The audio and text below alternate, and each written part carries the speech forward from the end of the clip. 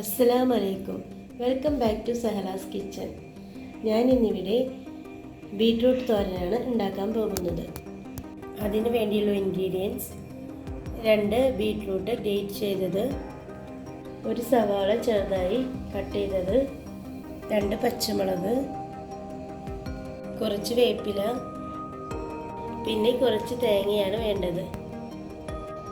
ഇനി ഇതെങ്ങനെ തയ്യാറാക്കുമെന്ന് നോക്കാം. ഒരു പാൻ എടുത്ത് എണ്ണ ചൂടായി വരുമ്പോൾ കടുക് ചേർക്കുക.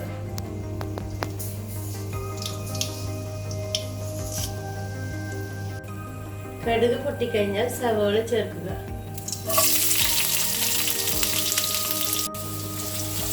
എന്നിട്ട് ഇളക്കി കൊടുക്കുക.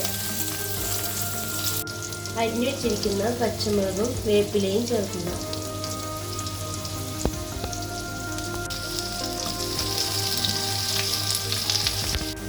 സവാള വഴന്നു വന്നാൽ ഗ്രേറ്റ് ചെയ്തിരിക്കുന്ന ബീട്രൂട്ട് ചേർക്കുക.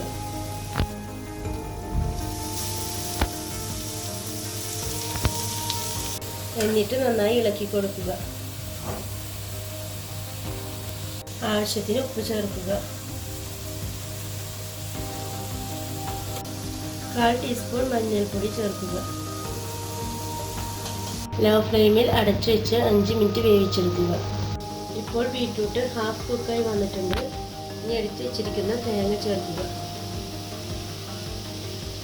എന്നിട്ട് നന്നായി മിക്സ് ചെയ്ത് കൊടുക്കുക.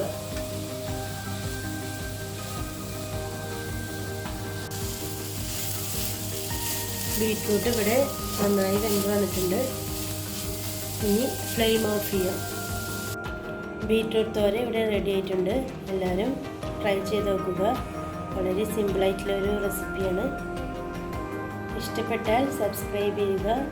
അസ്സലാമു അലൈക്കും.